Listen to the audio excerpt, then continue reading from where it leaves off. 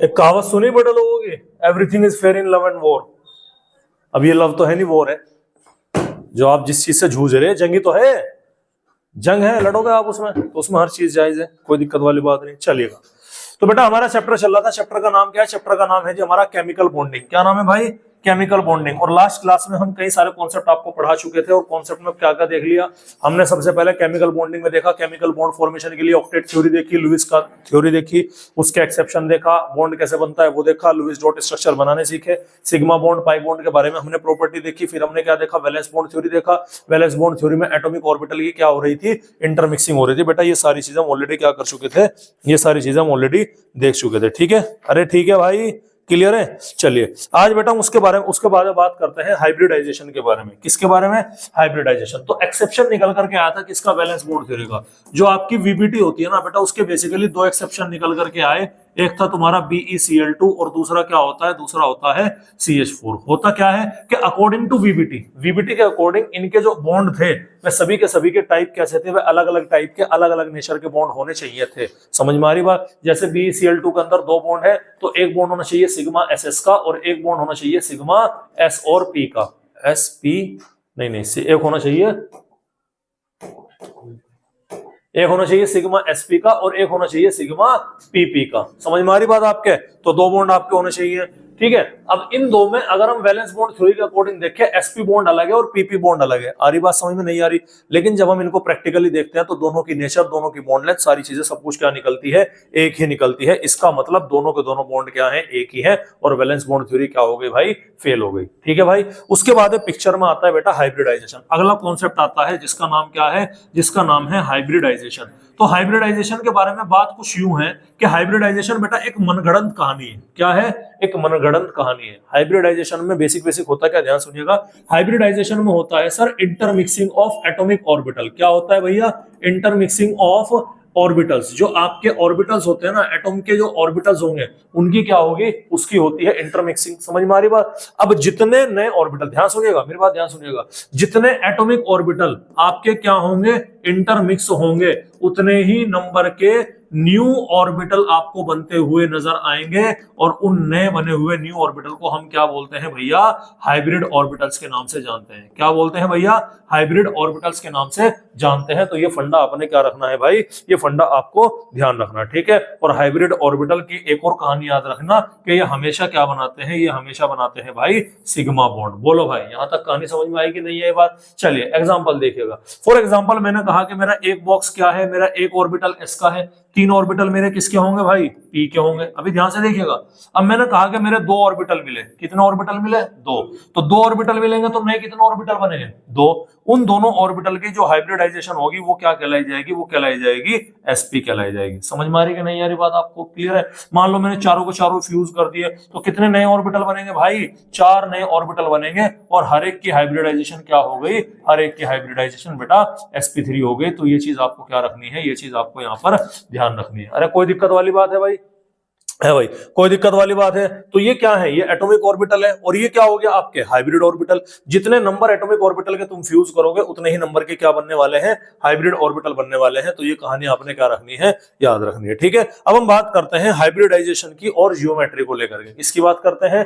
Hybridisation को और किसको लेकर के भाई? जियोमेट्री को लेकर के। चलिए हाइब्रिडाइजेशन और जियोमेट्री को लेकर के हम बात करेंगे। ठीक है। अगर हमारा हाइब्रिडाइजेशन है sp, मतलब कितने ऑर्बिटल मिक्स हुए? दो, एक S और एक P। अगर दो लोग बिल्कुल मैक्सिमम डिस्टेंस पर रहना चाहते हैं तो उनकी ज्योमेट्री क्या होगी? लीनियर ज्योमेट्री होगी। 180 डिग्री पर क्या होंगे? अपने आप को क्या करेंगे भाई? वो प्लेस करेंगे। भाई ऐसे तो रखेंगे ना कि एक इधर है और एक इधर है, मैक्सिमम डिस्टेंस तो यही जा सकती है ना। ठीक है। उसके बाद में अगर हमारा हाइब्रिडाइजेशन क्या है? sp2 बोले तो एक ऑर्बिटल किसका है? S का। दो कितने हैं? P के। तो इस ज्योमेट्री को हम क्या बोलेंगे भाई? Trigonal planar. क्या बोलेंगे बच्चों? Trigonal planar. और इसको बोला जाएगा ये 120 डिग्री का क्या होगा?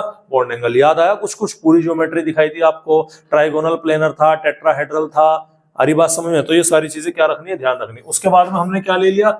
sp3। कितने ऑर्बिटल है टोटल? चार। अरे होंगे कि नहीं, कितने ऑर्बिटल है भैया, 4। 4 ऑर्बिटल के लिए इसको हम क्या बोलेंगे भाई, इसको बोलेंगे टेट्राहेड्रल। और इसका बॉन्ड एंगल याद रखिएगा 109.5 डिग्री का। कितना याद रखना है भैया, 109.5। तो तीनों के एंगल तो याद रखिएगा, बाकी आगे जितनी भी हाइब्रिडाइजेशन है उनका नाम और उनके टाइप को क्या रखना है आपको याद रखना है। इसके बाद में क्या ना, sp4 मत कर देना, क्योंकि p के 3 ही ऑर्बिटल हो गए ना। उसके बाद में आ गया तुम्हारा sp3d।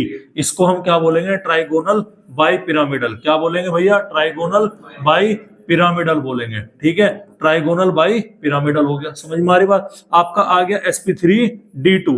sp3d2 को हम क्या बोलेंगे, स्क्वायर बाई पिरामिडल बोलेंगे, या फिर इसको हम ऑक्टाहेड्रल के नाम से भी क्या है भैया जानते हैं। समझ में आ रही बात। और लास्ट आता है आपका sp3d3। इसको हम क्या बोलेंगे भैया, इसको बोलते हैं पेंटागोनल बाई पिरामिडल। ठीक है, और इसको हम बोलते हैं डिस्टॉर्टेड ऑक्टाहेड्रल, यानी तुड़ा मुड़ा ऑक्टाहेड्रल भी इसको बोला जाएगा। तो ये सारे के सारे आपको याद होने चाहिए, आपके टेक्स्ट पर होने चाहिए कि sp हाइब्रिडाइजेशन क्या है, sp2 क्या है, sp3 क्या होगी, sp3d किसे बोलेंगे, sp3d2 कैसे निकालेंगे और sp3d3 कैसे निकाला जाएगा। समझ में आ रही बात। अब सवाल ये कि ये हाइब्रिडाइजेशन कैलकुलेट कैसे करोगे, तो आसान ट्रिक मैं आपको बता देता हूं कि इन हाइब्रिडाइजेशन को कैलकुलेट करने के लिए आपको टोटल करना पड़ेगा सिग्मा और लोन पेयर। सिग्मा बॉन्ड कितने हैं और लोन पेयर कितने हैं सेंट्रल एटम के ऊपर, उसके हिसाब से आप क्या करेंगे हाइब्रिडाइजेशन। अगर सिग्मा और लोन पेयर इन दोनों का सम कितना है 2, तो हाइब्रिडाइजेशन क्या होगी sp3। अगर ये है 3 तो हाइब्रिडाइजेशन क्या होगी sp2।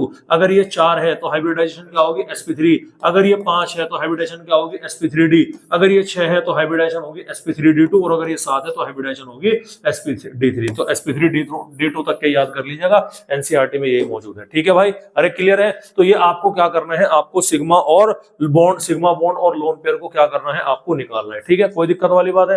अच्छा, स्ट्रक्चर बनाने में कुछ और ट्रिक आपके हेल्पफुल होगी। अगर आपका टर्मिनल एटम जो बाहर की तरफ है, अगर वो आपका एटम कोई भी हेलोजन है या हाइड्रोजन है, तो उसका एक बॉन्ड बनाना है आपने। समझ में आ रही बात। अगर वो ऑक्सीजन है तो कितने बॉन्ड बनाने, 2। और अगर नाइट्रोजन है तो क्या बनाने, 3। और जिसका तुम्हें समझ में ना आए उसका भी कितना बनेगा, एक ही बनेगा। समझ में आ रही बात। तो अगर आपका हेलोजन या हाइड्रोजन है तो कितना बॉन्ड बनेगा टर्मिनल में, एक बनेगा। एग्जाम्पल मैं आपको दे देता हूं। मैंने क्या बोला आपका, मैंने बोला H2O। क्या बोला भाई, H2O। तो एक ऑक्सीजन बीच में है और 2 हाइड्रोजन कहाँ है, यहाँ पर है। तो ऑक्सीजन के 2 बॉन्ड बने, ये आ गए। हाइड्रोजन खुद टर्मिनल है तो एक हाइड्रोजन ने कितना बॉन्ड बनाया, एक बनाया।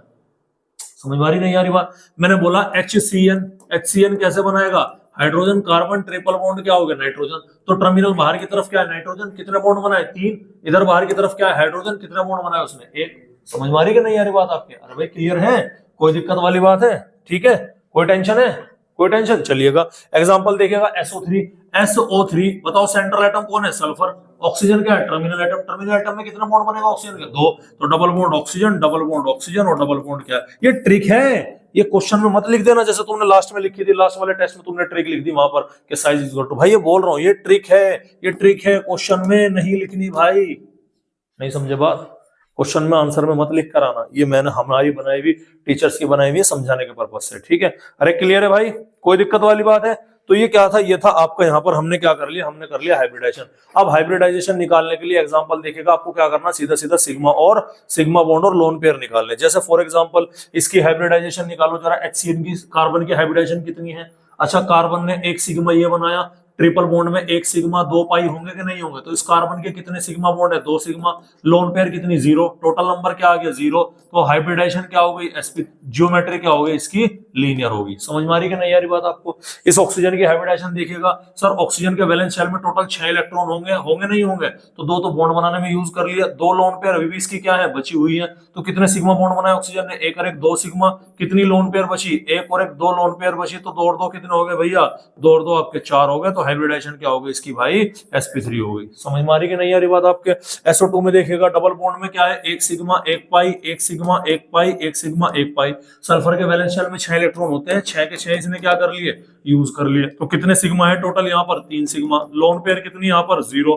टोटल ओवरऑल सम कितना आ गया, 3 + 0 3 हाइब्रिडाइजेशन हो गए भैया sp2, ज्योमेट्री हो गई इसकी ट्राइगोनल प्लेनर। बोलो भाई समझ में आ रही कि नहीं आ रही बात। और बॉन्ड एंगल क्या हो गया इसका 120 डिग्री। तो इस तरह से क्वेश्चन होंगे आपसे हाइब्रिडाइजेशन कई सारी चीजों को निकालने के लिए कहा जाएगा, तो आपको हाइब्रिडाइजेशन डायरेक्ट क्या करनी है इसी तरह से निकाल करके दे देनी है। क्वेश्चन पूछा जाएगा what is the hybridization and geometry of that particular thing. समझ में आ रही बात। अब यहां पर हाइब्रिडाइजेशन क्या हुई भैया आपकी, यहां पर हाइब्रिडाइजेशन आपकी खत्म हुई। अब हम बात करेंगे लिमिटेशंस ऑफ हाइब्रिडाइजेशन को। किसको बात करेंगे भाई, लिमिटेशंस ऑफ हाइब्रिडाइजेशन को। ध्यान से देखिएगा, ध्यान से देखिएगा बेटा। हाइब्रिडाइजेशन किसका फिनोमिना था, एक इंटरमिक्सिंग वाला फिनोमिना था। इसमें हाइब्रिडाइजेशन ना तो इसकी शेप के बारे में और ना ही इसके स्ट्रक्चर के बारे में बात कर पाया। हाइब्रिडाइजेशन का सबसे बड़ा ड्रॉबैक यही निकल के आया कि वो कंपाउंड की किसी भी मॉलिक्यूल की ना तो शेप को बता पाया एग्जैक्ट के वो शेप क्या है, और ना ही वो किसे बता पाया, ना ही वो उसके स्ट्रक्चर को बता पाया। छोटा सा एग्जांपल देता हूं मैं आपको, ध्यान सुनिएगा भाई। अकॉर्डिंग टू हाइब्रिडाइजेशन sp3 जो हाइब्रिडाइज्ड है उसकी ज्योमेट्री कैसी होनी चाहिए, टेट्राहेड्रल होनी चाहिए कि नहीं होनी चाहिए, होनी चाहिए। चलिए अब मैं 3 कंपाउंड ले रहा आपके सामने। नंबर 1 पे लिया मैंने CH4, नंबर 2 पे लिया मैंने NH3 और नंबर 3 पर लिया मैंने H2O। कोई दिक्कत वाली बात है। कार्बन के वैलेंस शेल में 4 इलेक्ट्रॉन है। 4 इलेक्ट्रॉन होने पर चारों को चारों बॉन्ड इसने किससे बना लिए, हाइड्रोजन से। तो इसके पास कोई भी लोन पेयर नहीं बची। 4 सिग्मा बॉन्ड है तो 4 सिग्मा बॉन्ड हुए, हाँ या ना। नाइट्रोजन कितने सिग्मा बॉन्ड बनाएगा, 3। 5 इलेक्ट्रॉन होते हैं वैलेंस शेल में, तो एक लोन पेयर इसके पास है बची, तो ये क्या बचा 3+1 हो गया। हाइड्रोजन अभी अभी पढ़कर आया, क्या हो गया 2+2 आ गया। तो सबका सम क्या है भाई, सबका सम 4 है। तो अगर अकॉर्डिंग टू हाइब्रिडाइजेशन इन तीनों मॉलिक्यूल का सिग्मा और लोन पेयर का सम दोनों का क्या है, सेम है, तो इसकी सबकी ज्योमेट्री क्या होनी चाहिए, टेट्राहेड्रल होनी चाहिए। लेकिन ऐसा नहीं हुआ। CH4 की जो शेप है वही क्या निकली, टेट्राहेड्रल। NH3 की शेप कैसे निकली भैया, पिरामिडल।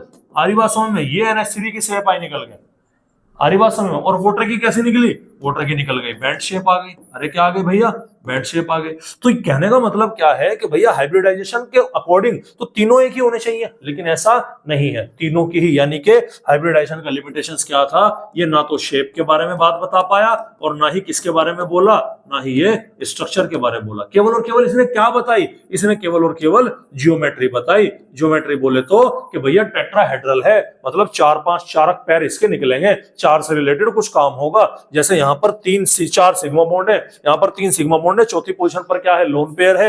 यहाँ पर 2 सिग्मा बॉन्ड है, 2 पोजीशन क्या है, लोन पेयर है। ओवरऑल 4 के रिस्पेक्टिव बात कर रहा हूं मैं, लेकिन ये लोन पेयर तुम कहां रखोगे, कैसे रखोगे, ये मुझे नहीं पता, ये मुझे आइडिया इसका नहीं है। बोलो भाई समझ में आ रही कि नहीं आ रही बात है भाई।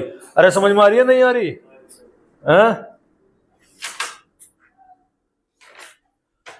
चलिएगा अब इसी सवाल का जवाब देने के लिए आगे पिक्चर में कौन सी थ्योरी है, पिक्चर में आई वेस्पर थ्योरी। कौन सी थ्योरी है भैया, वेस्पर थ्योरी। तो आज हम किसके बारे में बात करेंगे, अब हम बात करेंगे VSEPR theory, VSEPR VSEPR theory. और इसको हम शॉर्ट में बोलते हैं बेटा वेस्पर थ्योरी। फुल फॉर्म है इसकी कि valence shell electron pair repulsion, और ये क्या हो गई, थ्योरी। ठीक है, वेस्पर थ्योरी है। कोई दिक्कत वाली बात है, अरे कोई टेंशन वाली बात है।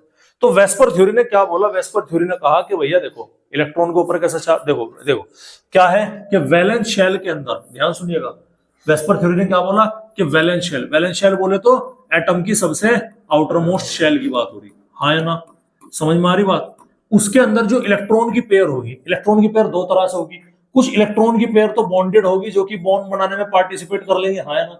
कुछ इलेक्ट्रॉन की पेयर क्या होगी भैया, नॉन बॉन्डेड होगी। ठीक है, इन बॉन्डेड का आपस में, नॉन बॉन्डेड का आपस में, और नॉन बॉन्डेड का बॉन्डेड से आपस में क्या होगा, रिपल्शन होगा। क्यों होगा, क्योंकि इलेक्ट्रॉन की पेयर के ऊपर क्या है भैया, सिमिलर चार्ज है, सेम चार्ज होता है। और हम जानते हैं कि like charge repel each other, जो एक जैसा चार्ज है वो एक दूसरे को क्या करता है, रिपेल करने का काम करता है। कहानी समझ में आई, यहां तक नहीं आई, अरे भाई बोलो भाई, नहीं आई समझ में, आवाज नहीं आई, समझ में आई, चलो ठीक है। अब ध्यान सुनिएगा, हाँ क्या देवान समझ में नहीं आया बेटे, दोबारा सुन ले मेरी बात, सुन ले, कोई बात नहीं, मुझे लगा कि मेरा आ गई सर, दोबारा सुन, कोई दिक्कत वाली बात नहीं। वेस्पर थ्योरी का पहले मतलब समझिएगा क्या है। वैलेंस शेल का मतलब किसी भी एटम की आउटर मोस्ट शेल होगी, हाँ है ना, अरे होगी। ये हमारा एटम है, इस एटम के वैलेंस शेल मान लो हमारा क्या है, ये हमारा आउटर मोस्ट शेल हुआ कि नहीं हुआ। अब इस आउटर मोस्ट शेल में कुछ ना कुछ तो इलेक्ट्रॉन होंगे, हाँ भाई, अरे होंगे नहीं होंगे, क्या सारे इलेक्ट्रॉन बॉन्ड बनाने में पार्टिसिपेट करते हैं, क्या कर सकते हैं भाई। CH4 सारे इलेक्ट्रॉन करे नहीं करे, यहां पर 2 इलेक्ट्रॉन नहीं करे, यहाँ पर 4 इलेक्ट्रॉन नहीं करे। तो ये वैलेंस शेल इलेक्ट्रॉन में, वैलेंस शेल के अंदर, इस वैलेंस शेल में कुछ इलेक्ट्रॉन तो ऐसे हैं जो कि बॉन्ड बना लेंगे और कुछ ऐसे हैं जो कि क्या रहेंगे, खाली रहेंगे। जो इलेक्ट्रॉन बॉन्ड बना लेंगे उसको हम बोलते हैं बॉन्ड पेयर। क्या बोलेंगे भाई, बॉन्ड पेयर। और जो खाली रहते हैं उसको हम बोलेंगे लोन पेयर। चूंकि नेगेटिव, ये भी नेगेटिव है और ये भी नेगेटिव है, तो नेगेटिव नेगेटिव के बीच में क्या होगा, रिपल्शन होगा। इसीलिए इस थ्योरी को क्या बोला गया, वैलेंस शेल में जो इलेक्ट्रॉन की पेयर होती है उसमें रिपल्शन होता है, उसी चीज को समझाती है ये थ्योरी। बता भाई देवांश, अब समझ में आया नहीं आया? अब तो आगे समझ में। अब ध्यान सुनिएगा। अब एक बात बताओ, एक ग्रुप है, एक कॉलोनी है, ध्यान से सुनिएगा, ठीक है। उसमें है एक आदमी ए, एक बी, एक सी, डी, ई, एफ, जी और ये क्या हो गया, एच। सारी बात समझ में, ध्यान सुनिएगा। 3 परिवार हैं, एक और एक, 2 और एक 3। कोई दिक्कत वाली बात है? ये क्या है, काम करता है, बिजनेस है अच्छा खासा। ये क्या है, बिजनेस है अच्छा खासा। और ये क्या है, खाली। क्या है भैया, खाली। बोले तो बेरोजगार। समझ में आ रही बात? ये दोनों को दोनों क्या है भैया, कामचोर। क्या है भाई, कामचोर। ये भी बेरोजगार है। ये क्या है, इन तीनों के अपने क्या है, इन तीनों के अपने बिजनेस है, अपने काम है। अब मुझे एक बात बताओ, सबसे ज्यादा लड़ाई जो इन लोगों के बीच में होगी वो किन किन के बीच में देखने को मिल सकती है आपको? ध्यान से सुनना मेरी बात। किन के बीच में, कामचोर और बेरोजगार, इनके बीच में। हाँ है ना, समझ में आ रही बात? सबसे ज्यादा लड़ाई ये जो खाली पड़े ना इनमें होगी। क्या ये भी लड़ाई में इन्वॉल्व होंगे क्या हर बार डायरेक्टली? नहीं। क्यों? अपने काम पे है। मतलब समझ रहे? इसका मतलब देखो, इलेक्ट्रॉन पेयर के बीच में क्या होगा, रिपल्शन होगा। लेकिन वो इलेक्ट्रॉन की पेयर जो खाली पड़ी, खाली कौन सी पड़ी सर, लोन पेयर। तो लोन पेयर में रिपल्शन क्या है भाई, मैक्सिमम होगा। क्यों, खाली तो पड़े। जितनी भी शादी ब्याह होती है उसमें 2 कम्युनिटी, फूफा, फूफा, खालू, है ना, इन 2 लोगों को कहां छोड़ा जाता है बताओ? इन लोगों को छोड़ा जाता है जहां पे खाना बन रहा होता है। हाँ है ना? अब नहीं छोड़ते, नहीं छोड़ते। देख लेना, तुमने नोट नहीं करी ये बात, लेकिन नोट करना कभी। जितने भी सारे राडी होंगे, ये जितने भी सारे राड करने वाले, बिया के रूस न बनाने वाले हैं ना, इन्हें कहां छोड़ते हैं? इन्हें छोड़ देते हैं खाने वालों के ऊपर, जहां खाना बन रहा होता है। अल्लाह का जाओ तुम्हारी जिम्मेदारी है, तो वो उनका दिमाग खाते रहते हैं। और उनके घिसे पिटे सवाल है, चावल में पानी कम तो नहीं रहने का, रंग ज्यादा तो नहीं हो जाएगा, दही कम तो नहीं है, ये फलाना हिसाब से काम करिए, रोटी टूट। अरे भाई वो बेवकूफ नहीं है, वो काम कर रहा, वो इसी काम करने के लिए तो आ रहा। लेकिन नहीं, हमें अपने क्या लगना है। तो जो खाली है ना उनके बीच में झगड़े के चांसेस सबसे ज्यादा है। हाँ है ना? ठीक है। फिर जो खाली होगा वो किसी कामदार आदमी से भी तो लग सकता है। हाँ है ना? और उसके बाद में जो काम वाले आदमी हैं उनके बीच में झगड़ा क्या होगा, सबसे कम होगा। तो ये ऑर्डर है रिपल्शन का। तो रिपल्शन कहां सबसे ज्यादा है सर? रिपल्शन ज्यादा होगा लोन पेयर और लोन पेयर के बीच का जो रिपल्शन है वो सबसे ज्यादा। तो खाली है, बजरी खम आएगी। उसके बाद में लोन पेयर जो खाली है वो किसी काम वाले आदमी से भी लज गया, बॉन्ड पेयर से हो गया। और बॉन्ड पेयर यानी कि जो बिजनेसमैन है ना, जिन्हें अपने काम से काम है, उनका झगड़ा तो क्या होता है भैया, बहुत ही कम होता है। तो ये वैलेंस इलेक्ट्रॉन ने क्या बताई, ये अपनी इसकी थ्योरी बता दी। तो उसने कहा कि जो मॉलिक्यूल की शेप होगी ना, वो एक्चुअल में इन इलेक्ट्रॉन पेयर का रिपल्शन ही क्या करेगा, डिसाइड करेगा। समझ में आ रही बात? और इसी चीज को समझाया था किसने, इसी चीज को समझाया गया था इस एग्जाम्पल में, कि देखो होनी तो टेट्राहेड्रल, लेकिन यहां पर कोई लोन पेयर नहीं है ना, तो लड़ाई तो है ही नहीं, रिपल्शन नहीं है, तो इस तरह की ज्योमेट्री आ गई। लेकिन यहां पर एक लोन पेयर आ गई, तो वो लोन पेयर क्या करेगी, बॉन्ड पेयर से रिपेल करेगी। ये लोन पेयर क्या करेगी, बॉन्ड पेयर से रिपेल करेगी। तो होता तो ऐसे सीधे, लेकिन रिपल्शन की वजह से कहां हो गया, ये ऐसे दब गया। समझ में आ रही बात? और ये क्या है, बेंट एंगल बिल्कुल क्या है, क्योंकि यहाँ पर लोन पेयर के बीच का क्या होगा, ज्यादा रिपल्शन होगा।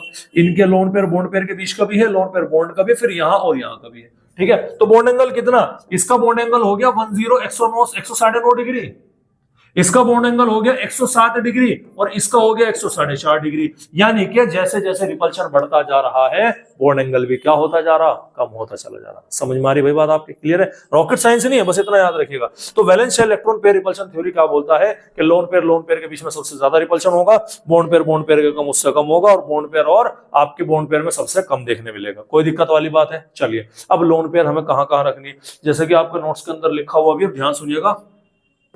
ठीक है। अच्छा, एक पॉइंट और रखिएगा, अगर किसी कंपाउंड में लोन पेयर कितनी है, 0 है, तो जो उसकी ज्योमेट्री है जो उसकी क्या है ज्योमेट्री है वही उसकी क्या कहलाई जाएगी, वही उसकी शेप कहलाई जाएगी। समझ में आ रही बात? सर प्रूव करो। अभी लो भैया पीछे, फिर प्रूव करा। CH4 में कितनी लोन पेयर है भैया? 0 लोन पेयर है। तो इसकी शेप क्या है? टेट्राहेड्रल। ज्योमेट्री क्या है? टेट्राहेड्रल। समझ गए? यहां पर एक भी लोन पेयर आ गई ना तो शेप और ज्योमेट्री एक नहीं रहने की। ज्योमेट्री क्या है इसकी? टेट्राहेड्रल। लेकिन इसकी शेप कैसी हो गई? शेप हो गई इसकी पिरामिडल। समझ में आ रही कि नहीं आ रही बात? H2O ज्योमेट्री कैसी हो गई? टेट्राहेड्रल। लेकिन ये शेप कैसी हो गई भाई? बैंड शेप हो गई। याद रखिएगा क्या हो गई भाई? बैंड शेप हो गई। तो ये भी फंडा आपने क्या रखना है भाई? याद रखना है कि किसी कंपाउंड में अगर लोन पेयर हमारी क्या हो जाती है? 0 हो जाती है तो वो आपका क्या होगा? वो आपका इस तरह से आपको देखने मिलेगा। बोलो भाई कोई दिक्कत वाली बात है? अरे कोई दिक्कत वाली बात है? अब कुछ टेबल आपके एनसीईआरटी के अंदर गिवन है, एनसीईआरटी खोलिएगा, उस टेबल के अंदर देखिएगा, उसमें अलग अलग हाइब्रिडाइजेशन है, उसकी टेबल वगैरह, उसकी ज्योमेट्री वगैरह को यहाँ पर क्या कर रखा, दिखा रखा। जैसे मैंने एग्जांपल sp3 का यहाँ पर ले लिया। बोलो भाई यहाँ तक कहानी समझ में आई कि नहीं आई? अरे क्लियर है? क्लियर है? कोई दिक्कत वाली बात है? ये आपका क्या रहा? ये आपका रहा होमवर्क। उसके बाद में नंबर आता है भाई मॉलिक्यूलर ऑर्बिटल थ्योरी का, और इसको हम देखेंगे कल। समझ में आ रही बात? तो यहाँ पर हमने क्या पढ़ा? यहाँ पर हमने बेटा हाइब्रिडाइजेशन के बारे में बात करा और वेस्पर थ्योरी के बारे में बात करा, और इसी के साथ हमारे आज के मुख्य समाचार क्या हुए भाई? समाप्त हुए। मेहनत से अपना पढ़ते रहो। इसे क्या कर लो, स्कैन कर लो इसे, और अपने नोट्स वगैरह जो है इसके नोट्स में नहीं दिए मैंने, शॉर्ट नोट्स वाले दे रखे। हाँ तो ठीक है, उनसे रिवाइज करो, और अगर नहीं है तो इन्हें पढ़ो अपना। ठीक है।